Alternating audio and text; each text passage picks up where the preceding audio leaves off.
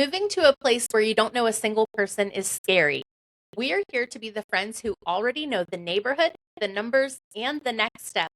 Welcome to the Homewise Roundtable. Welcome, everybody. I'm Sarah Stokes, your friendly local lender. I'm licensed in North Carolina, South Carolina, Virginia, and I can honestly do loans anywhere in the United States. And I'm here to offer that perspective. Welcome, Kristen. Thanks for being here. Absolutely. I'm Christen Ripoli, and I'm a real estate agent licensed in North and South Carolina. And I help people relocate all over the country, whether they're relocating to this area or out of this area. And I'm here to bring the real estate perspective. She does. She brings it well, too. All right. So, Kristen, you have this YouTube channel that if anybody wanted to move to the general North South Carolina area, they could check you out on YouTube, right? Absolutely. Living in Charlotte, but it's easier to find me by my name. So absolutely search me up, Christen Ripoli on YouTube, and you'll find my channel. Yeah, she goes over some great neighborhoods and a lot of good intel. So, what's been the most interesting thing in your world this week, Kristen?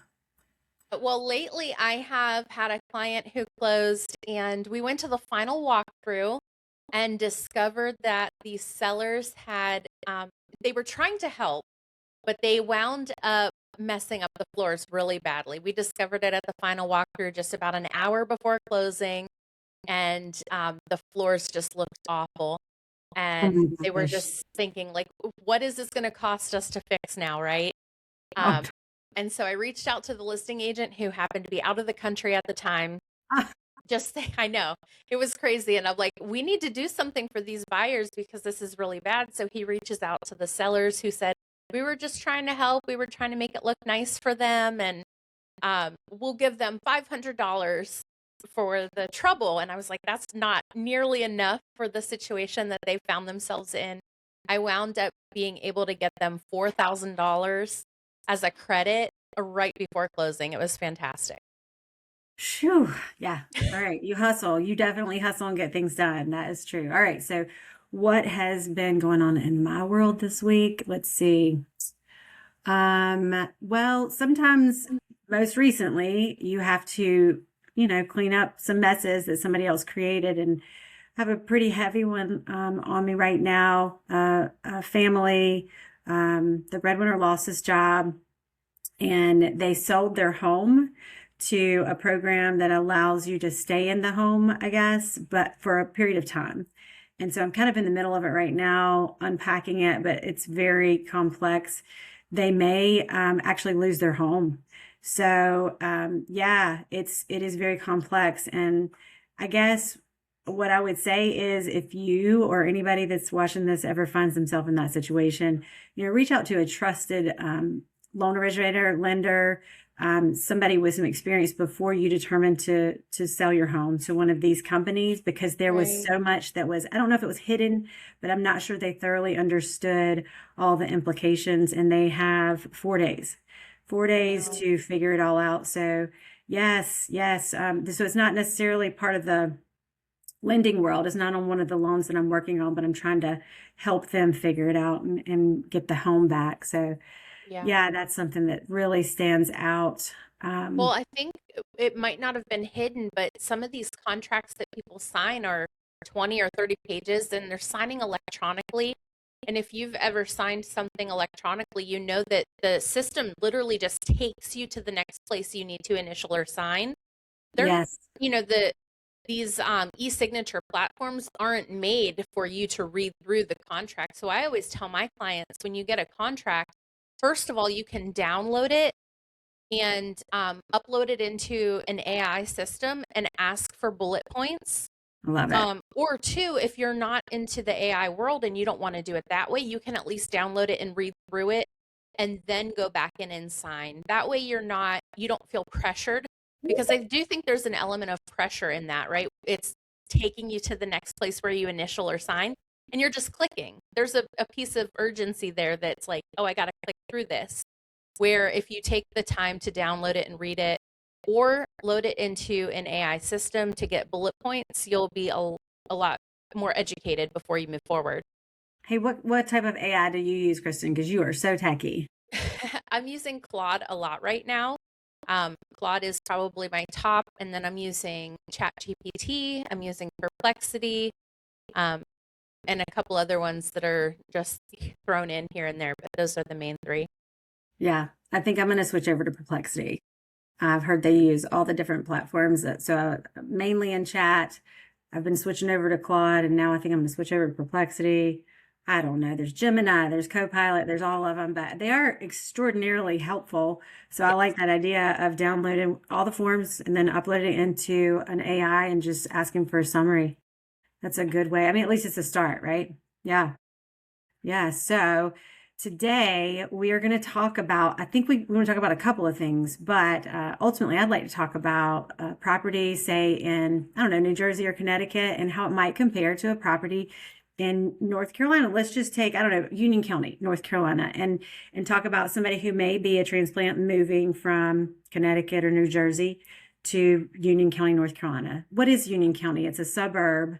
Tell us a little bit about it, Christen. Yeah, I love Union County. Union County is right outside of Charlotte, North Carolina, right on the North Carolina, South Carolina border. It's a little bit more rural than Charlotte's going to be. Still close to everything. Different areas of Union County, you can get to Charlotte in 30 minutes, 40 minutes, 50 minutes, just depending on where you're sitting. And it's potentially going to give you a little bit more space, a little bit larger lots, and sometimes better prices and definitely lower taxes than if you're in Mecklenburg County. And definitely lower taxes than Connecticut. Absolutely. All right, so I'm looking at a property. It's a beautiful home. Let me see if I can share it. I just want to show everybody. It's just a Zillow listing. Let's see. All right, so here is. Let's take, which one do you want to look at? The one at 700, or I've got one down here for 850. Okay, let's look at that one. Okay, let's look at that one. This is in Brookville, Connecticut. Isn't it cute? It's Two so bedroom, cute. two bath. It's only 2,100 square feet for 850. Okay. So I like to use Zillow because it's a pretty good picture. It pulls off straight off the MLS, right, Christen? Yeah, essentially Zillow takes everything from it's syndicating from the MLS, but it also has an element where individuals, say for instance, somebody's doing a for sale by owner, they can also update information in Zillow without going through the MLS. Okay, so you can get some good information. So the taxes here are, wow, $9,261 in 2025. All right, so let's just give another shot to. Pull up a calculator and tell us what that is monthly. Okay. Well, I don't know if I can share it, but I can give it a shot.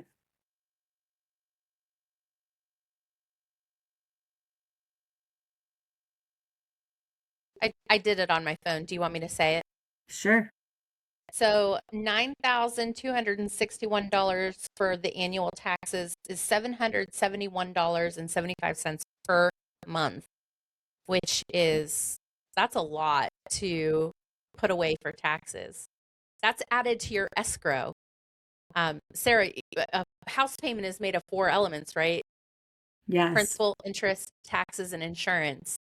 And Yes. so if you're figuring out your mortgage payment and you're looking at just the principal and interest, which some people do the math on that, if you're missing out on that extra $771.75, that's a huge difference in your monthly expenditures there. It really is. It really is. And I mean, it really depends on the taxes, whether they're in the city or in a suburb or even a rural area. So they're going to be cheaper the further you get away from the city. But in Connecticut, I wouldn't use the word cheap for taxes ever. So can you see this? This is Weddington, North Carolina. So I'm trying to look for something, 825, but that is Matthews. I want to find something in Weddington. That'll work, I guess. We'll use Matthews is very close. Matthews is in Mecklenburg County. So this is actually a Union County. 28104 is a Union County. Good. Okay. Okay, so let's look at the taxes here just for comparison. Now, first of all, look at the 4 bedroom. So for about the same price, you're getting a 4 bedroom, 3 bath. I know it's not apples to apples entirely, but let's just look at the taxes for comparison. Sorry, moving And to that was, if you scroll down a little bit, that is Weddington School District. So great. this Okay. this is a really good example for County. Weddington. Okay, great. All right, so 2025, those are not accurate. $744 would be amazing for the whole year. I just don't think that's accurate. So let's see. It was sold on the 5th, so it's not going to be on here. Let's go back to a different listing then. Is it not active? And you got the MLS, so if you got a better listing, let me know. I was just going to pull up the county tax website and pull up Yeah. that address. Oh, I don't want sold. I want What was it? I want for sale. Sorry, I was looking for sold ones. Let's see. Okay, here's an $875,000 one. It's a little bit higher price point. But look at that. My goodness. That cute photo. It's beautiful. All right. Gorgeous home. All right, so the property taxes are $408 for this particular home. That's a lot. That's $366 difference a month. And that translates into, more house, honestly. So the lower your taxes are, it really does equal more house. Wow. Let's see where this one was. Matthews. Where is the school That's district? probably Weddington too. Schools will tell you. Yep. Weddington. Wesley Chapel, Weddington, yeah. So you get a lot more house for your money, based on just the taxes. I wonder how the homeowner's insurance stacks up. Let's see. All right, so for this property, homeowner's insurance is $292 for the Weddington property. Mm-hmm. And switch over the sharing to Field, Connecticut.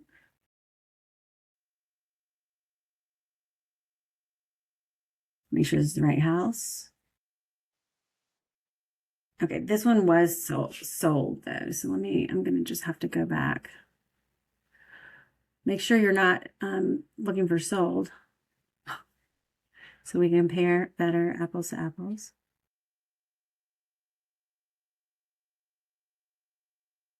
Here, this one's lovely.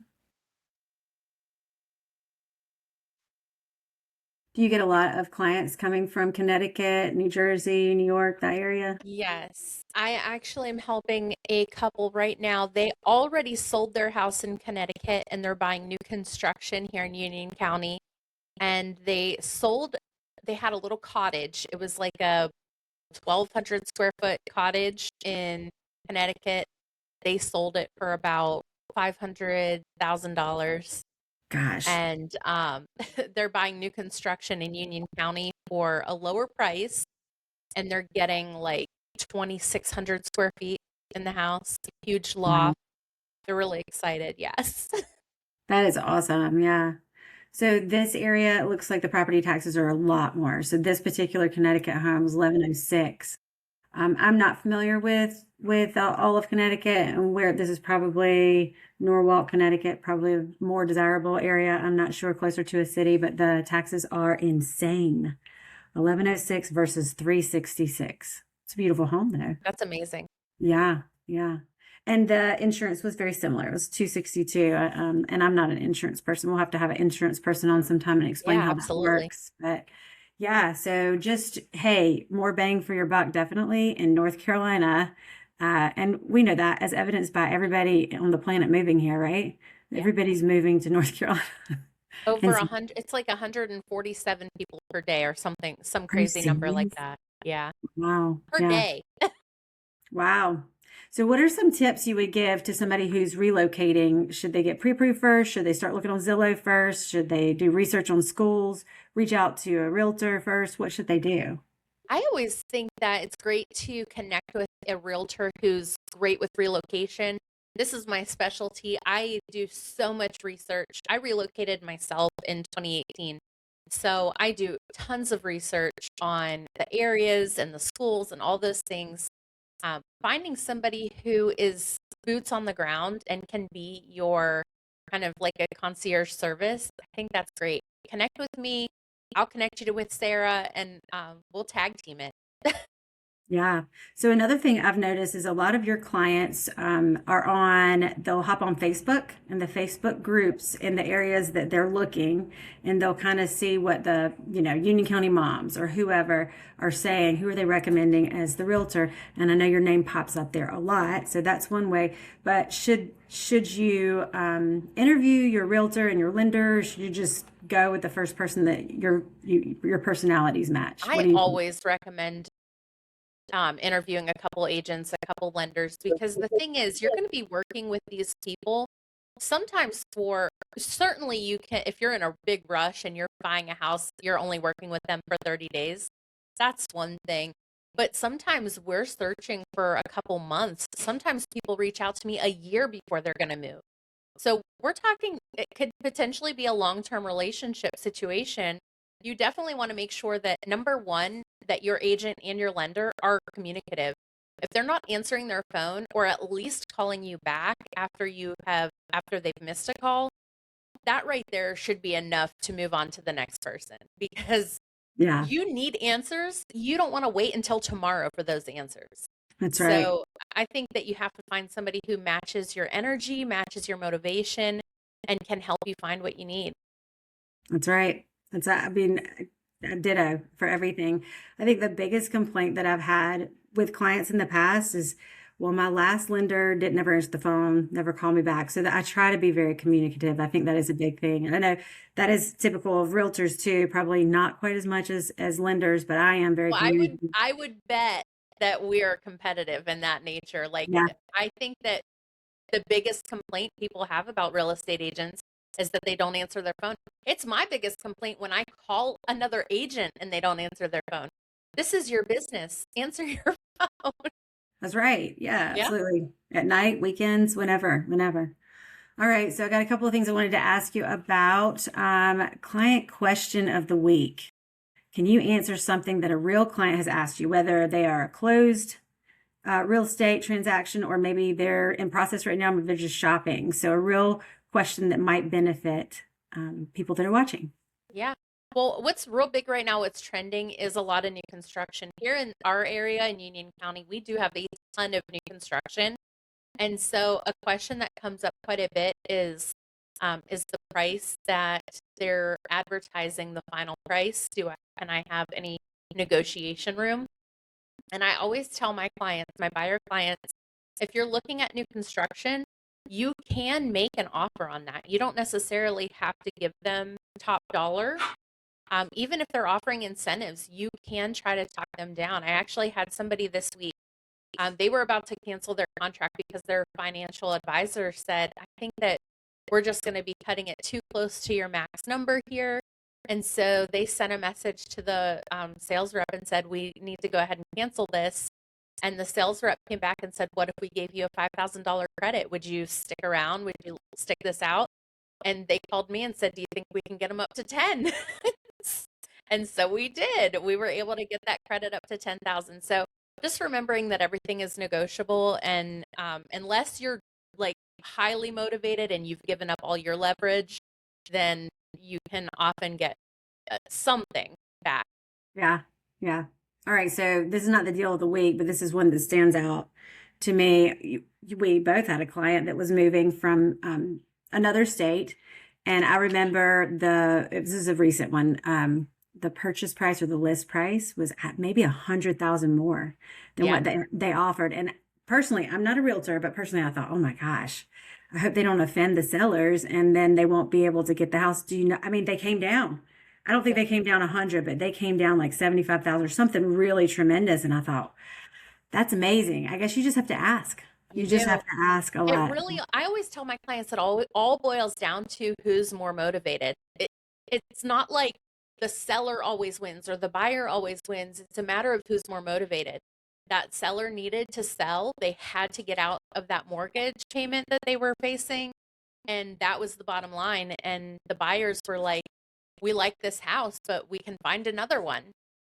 Yeah. And so they had more leverage and they were able to get them down quite a bit. And it wound up appraising at almost 100,000 over what their final price was. Great negotiating, by the way. Yeah. Thank you. All right. So I have a cool question of the week that one of my clients has asked. Actually, I've had maybe 3 clients just in the last week. So this is a trending thing. Maybe, I don't know if you're seeing this, but a lot of people have properties that either were under contract and then they fell through, so they're back on the market, or they're owning a home, they want to purchase maybe a family home, and they need to get rid of that payment. And then others are moving from other states and haven't sold it yet, so they're ready to move. And they're like, how can we do this?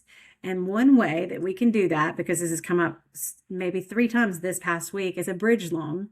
And a bridge loan is something that allows buyers to maintain their home, whether it's on the market. And there's different types of bridge loans, and each of them have different fees depending on the level, but it allows them to keep that home and then purchase a new home, either as if they don't have that payment, or if they can qualify for all of it, is if they do have the payment. So we have to look at everything, but there are ways to purchase a home when you still own another home.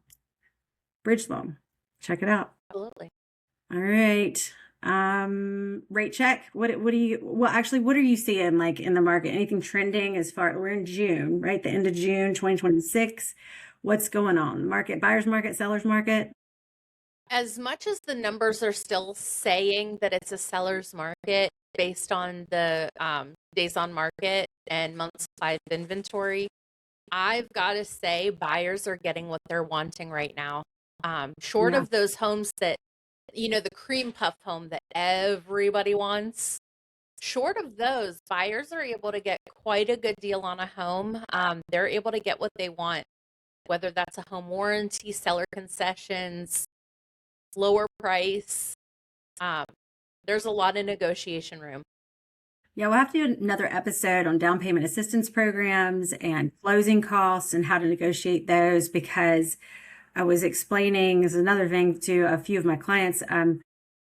You can have the seller pay some of your closing costs, and there are, maximums with an FHA loan, you can go up 6%.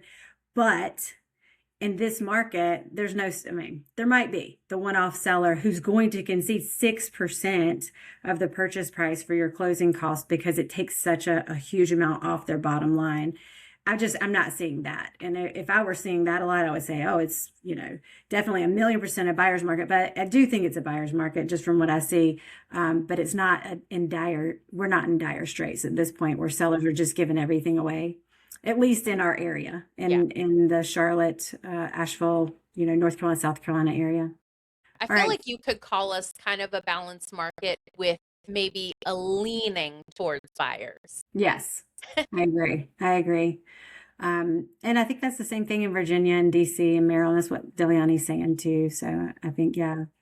All right, rate check. Right now, rates this week. So we're on Friday, the 26th of June in 2026. They came down a little bit. Yesterday, they came down a little bit. The beginning of the week, they shot up tremendously. And this is just a lot of geopolitical unrest, the oil prices. We don't know what's happening. There's just a lot of unknowns. And this has been going on for about a year. So right now, the Fed we are not anticipating that they will reduce the federal rate. But that changes. That really literally changes. I think we have about 28 more days until the Fed meets again. And it's not the only thing that tells us what's going to happen to mortgage interest rates. But right now they've come down. So if you want to check, you can just Google what is the 30-year fixed mortgage interest rate today on average across the nation. We are at 6.53%. But talk to your lender, and feel free to reach out to me. I can definitely help you too. Depending on your situation, it may be higher or it may be lower. So that's where rates are right now. And we just don't know what the future holds. That's the bottom line. I wish we did though, because boy, it sure would be nice to, for like 1 minute, a couple months ago, it started with a 5, and that was It was like so sad. That's yeah. Well, I am locking in the fives, but those are government loans, so govy-backed loans like FHA, VA, and USDA. But they do, FHA has that mortgage insurance that's a little bit more expensive. So you have to take all of those things into account. And as you know, just like the taxes, right? The mortgage insurance is a portion of that PITI, the monthly payment. So it all really does matter, even if it's in the fives, but really the conventional in the fives is where it's at. If we could get rates down to 5.99 for a conventional 30-year fixed, everything else would be lower than that too. That's the sweet spot. I think that's great. And maybe 2027, I don't know. Maybe 2026. We'll just, hey, you'll have to stay tuned for the next episode and we'll update you on it. But the good news is taxes are a lot lower in North and South Carolina, and interest rates are okay. You get more bang for your buck too. Sarah, can I jump in and ask you a question? Absolutely. What are your thoughts on buying down the rate? Do you feel like that's a good use of money, or do you feel like it's risky? I don't know that it's risky. We were anticipating rates were going to be coming down significantly in 2026. So the first part of 2026, I was telling everybody, don't do it. It is going to be a waste of money. Interest rates are going to be, and then we had the Iran war, and that changed a lot because of oil and inflation. And so interest rates started going up. So I guess you could, this week, I think I locked 2 or 3, and we had like a $283 discount point. That's not very much. I think that's fine. But when you're looking at $3,000, $4,000, $5,000, I don't think it's a good idea because you can always refinance later. And hopefully in early 2027, rates will be coming down. So a lot of times if you like your lender and you use your same lender, they'll give you incentive to, work with them again. And refinances are typically a lot cheaper than a purchase as well. So in short, it depends on the situation, but typically I'd say no. Now, temporary rate buy downs sometimes are a really good idea. And we can do a show on that too and talk about what that is. Yeah, and I know that's you great. do that a lot. Yeah, you do that a lot. In fact, I think you just did that recently last week with one of your closings. So yeah, that's awesome. All right, well, stay tuned, guys, for the next episode of Homewise Roundtable with your beautiful hostess, Christen Ripoli, and your other hostess, Sarah Stokes. We are going to be bringing this to you. You're the beautiful hostess. That color looks good. It pops. Your eyes pop. Thank you. So it's going to be maybe, I don't know, twice a month. I don't know. We'll see. We'll see how often we're going to do this. Yeah. But anyway, reach out to Christen or me if you have any questions. And thank you so much for being with us. Yeah, that's another seat at the Homewise Roundtable. Make your move a smart one. Bye, guys. See you next time.